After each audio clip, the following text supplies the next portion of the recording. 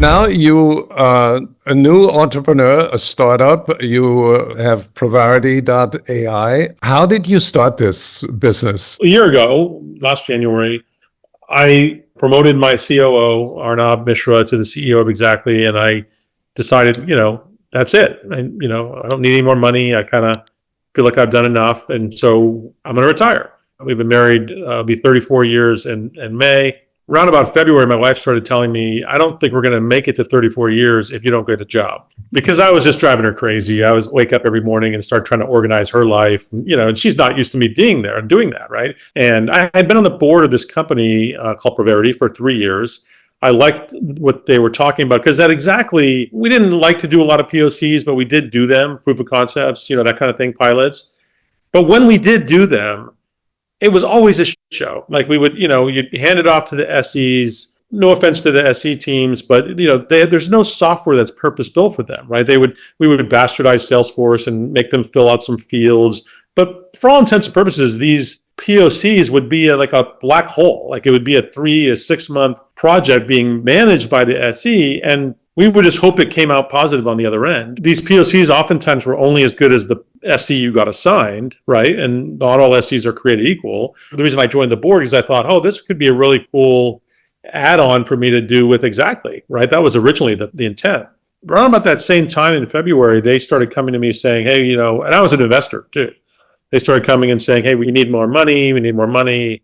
And I kept saying, I'm not getting any more money. I'm not getting any more money because you guys aren't growing fast enough. The timing was such that I said, I'm not going to give you any more money, but I'll make you an offer you can't refuse. I'll buy controlling interest of the company and rebirth the company to, take this great technology that you've built, but really now, use what I know how to do, which is build sales teams and marketing teams and, go build the go-to-market engine and really make this space. And it's kind of interesting.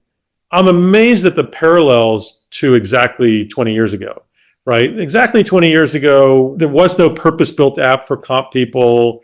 Everybody was using Excel. It was incredibly manual. It was a total nightmare. And we were on the scene kind of creating this first-time solution. It was the first time to the cloud for these people.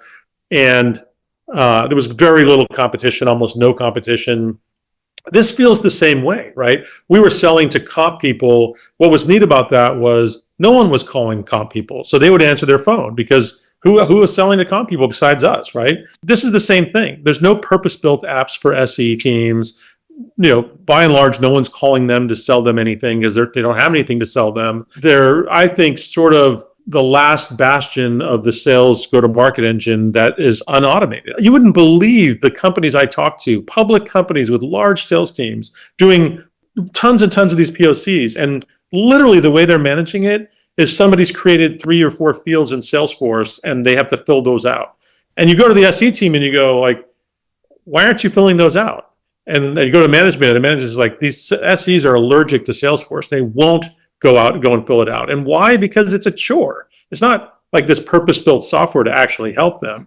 That's what Provarity is, and that's why I got excited about it. And next thing you know, I'm now the CEO, and I just went out and raised $7 million.